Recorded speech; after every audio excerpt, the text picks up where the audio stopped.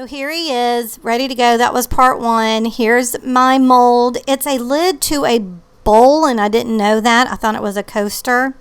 I used Sophie and Toffee resin. I'm going to be using alcohol ink and glitter. I mix its part, 1-to-1. I mix those up. Then I add a lot of purple alcohol ink and then just a few drops of black because I didn't want it too black. I wanted it to be more purple looking. So that's why I added more of the purple. I thought it turned out to be a beautiful color. Then I add the rainbow alcohol ink. Oh my gosh, I love that. I got it out of the Nerdy Crafter, like with the cosplay. Look at that. Isn't it beautiful? Oh, I love it. Now I'm adding the glitter. I don't know where I got this holographic glitter. Maybe in the Sophie and Toffee. I'm not even sure.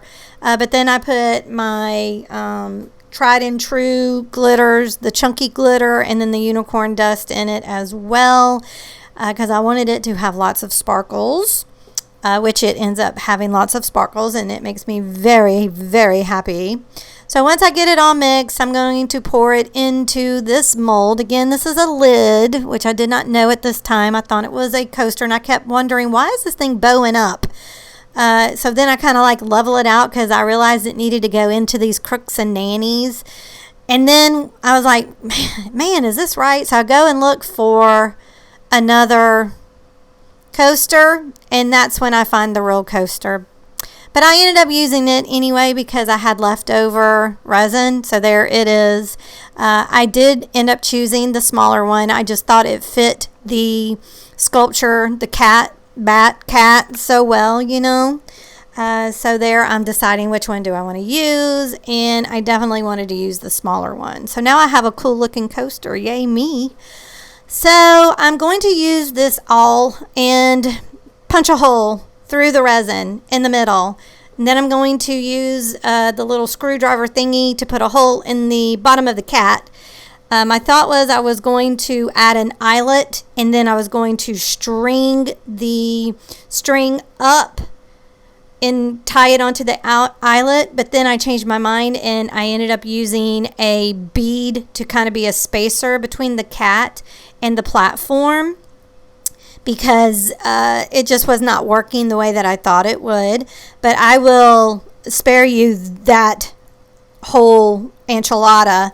Here I am making the chimes themselves. I had these, they're from Tim Holtz. They're his Halloween things, and you're supposed to use them in scrapbooking and stuff like that. But dudes, I'm like, they're metal. They're going to sound so cool against the striker, which is a bell, right? So I just tie everything, and I'm using fishing line. This is the kind that you use when you're doing beaded jewelry. And I tie everything, and I use super glue to make sure everything stays put. Here it is where I'm adding the bead instead of just tying it directly onto the eyelet. So there's that. But again, I'm going to super glue everything. But back to the chimes, I end up stringing glass beads above the metal part. That way if they hit the striker, they're going to sound as well. Right? So y'all, everything that I used was recycled, right? It was stuff I already had. I know I could have gone and bought chimes, but I wanted to use things in my stash. Oh, for the sail, which is the bottom part that spins, that makes things go clickety clankety, right? That makes the striker move. I did sublimate that. I created the little graphic, and I sublimated it on a key chain.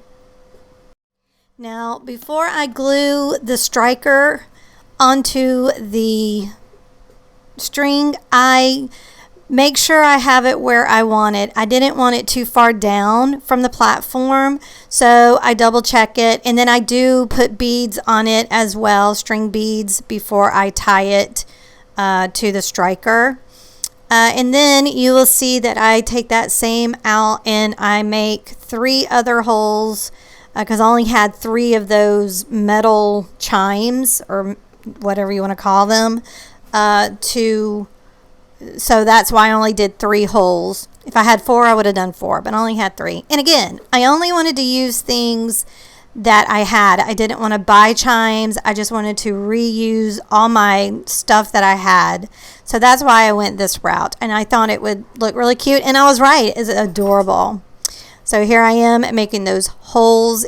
I will string up through the hole, and I do use a bead as a holder, and you'll see me doing that. Again, I use super glue on everything to make sure everything stays put. I'm using the Gorilla super glue. So here I am stringing the beads and kind of just using it as the placeholder. It was a little tricky to know how far up I wanted to go and all of that. I just wanted to make sure that the metal hit the striker, of course.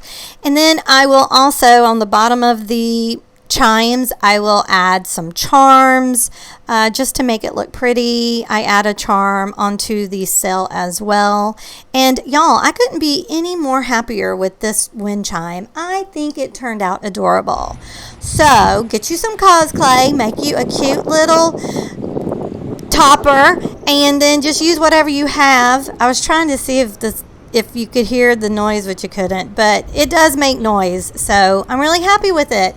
Well, I hope you enjoyed the video. You know what to do if you did, and y'all be good to one another. I'll talk to you later. Bye, guys.